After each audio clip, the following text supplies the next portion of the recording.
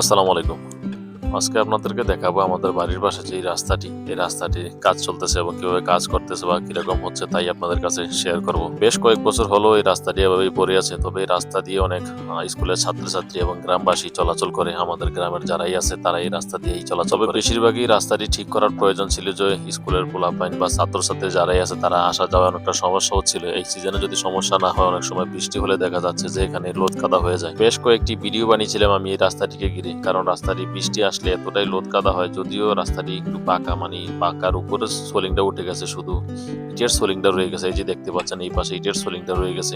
তবে রাস্তাটা আগের থেকে বাড়ানো হয়নি, আগের যা মাপ ছিল তাই মোতাবেক কাজ করে যাচ্ছে। ওই যে দেখুন সামনে যারাই কাজ করতেছে তারা রাস্তার জন্য মাটি কাটতেছে জমি থেকে। তবে রাস্তাটা আর একটু একটু বড় করলে বা বাড়ালে ভালো হতো। এই যে জায়গাটি দেখুন, হাতের বামে যে জায়গাটি, এই জায়গাটি একটু বড় করলে অনেকটা সুন্দর হতো, যেহেতু মোড়ে একটু জায়গা বড় হলে গাড়ি অনেক ঘুরাতে অনেকটা ভালো হয়। তবে ওনাদেরকে বলেছিলাম যে মোড়ের জায়গাটি একটু বড় করে দেওয়ার জন্য, কিন্তু ওনারা বললো যে আমাদের কিছু করার নাই, কারণ আমাদের যা মাপ আছে তাই মোতাবেক আমাদের কাজ করতে হবে। তবে রাস্তার কাজ করতেছে বা রাস্তাটা পাকা হবে এটা শুনে আরেকটাই আনন্দিত, কারণ এই রাস্তাটা পাকা হওয়ার দরকারই ছিল একদমই, কারণ ছাত্রছাত্রী এবং গ্রামের মানুষ সবারই একটু চলাচলে অসুবিধা হচ্ছে। আর বিশেষ করে আমার হাতের বাম দিকে যে মসজিদটি দেখতে পাচ্ছেন এটা হচ্ছে আমাদের মহল্লার মসজিদ। তবে মসজিদের জন্য অনেকটা উপকার হবে, কারণ অনেক মুসল্লিরা বৃষ্টির সময় আসলে দেখা যাচ্ছে যে ইটের সোলিং দিয়ে রাত্রেবেলা আসতে পারে। অনেকটা দেখা যাচ্ছে যে হাঁটতে যেয়ে হোঁচট খেয়ে পরে। আমি তো একবার পরেই গেছিলাম, যাক আল্লাহ বাঁচাইছে, মোটামুটি কোনো কিছু হয় নাই। তো এই রাস্তাটা খারাপ হওয়াতে আমাদের গ্রামবাসীদের এতই দুর্ভোগ পোহাতে হয়েছে যে আমরা যখন মতলব থেকে গাড়ি নিয়ে আসতাম আমাদের